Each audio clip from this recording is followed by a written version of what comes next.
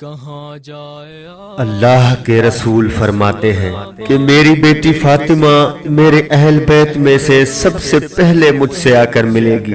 اور وہ اس حالت میں میرے پاس آئے گی کہ وہ بہت غمگین، دکھی اور مظلومانہ طور پر شہید کی گئی ہوگی۔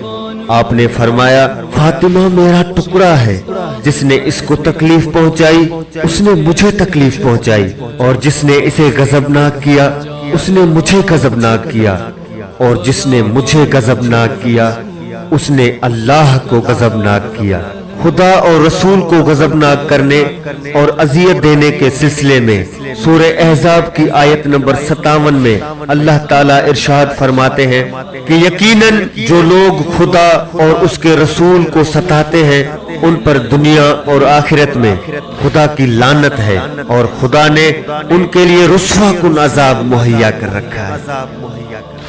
در فاطمہ کو جلایا ہے تم نے، کیا